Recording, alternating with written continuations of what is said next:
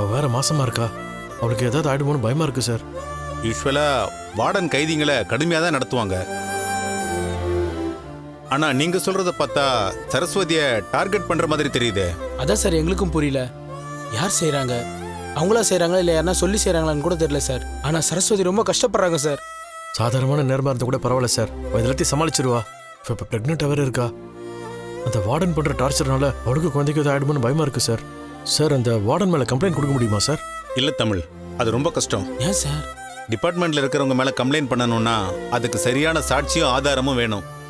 இப்ப நாம போய் சொன்னாலும் வார்டன் கொடுமைப்படுத்துறாங்கன்னு நிரூபிக்க முடியாது. சார் உள்ள இருக்கிற ஒரு கைதி இதெல்லாம் நடக்குதுன்னு சொன்னாங்க சார்.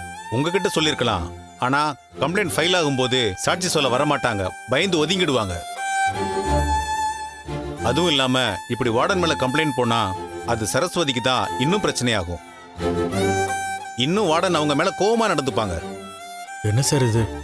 ஏற்கனவே சரஸ்வதி தப்பே பண்ணாம தண்டனை அனுபவிச்சுக்கிட்டு இருக்கா. இப்போ இதுல வேற இந்த டார்ச்சரை அவ தாங்கிக்கணுமா? இதுக்கு ஒரே வழி, முடிஞ்ச வரைக்கும் சீக்கிரம் அவங்கள வெளியெடுக்க பாருங்க. சார் அதுக்கு தான் என்ன வழின்னு தெரியாம நான் முடிச்சிட்டு இருக்கேனே சார். நம்பிக்கையை விடாதீங்க தமிழ். நமக்கு சாதகமா ஆதாரத்தை திரட்டணும். அதுல தான் நாம கவனத்தை செலுத்தணும். நானும் விசாரிச்சுட்டு தான் இருக்கேன், ஏதாவது க்ளூ கிடைக்குமான்னு பார்க்கலாம். தைரியமா இருங்க.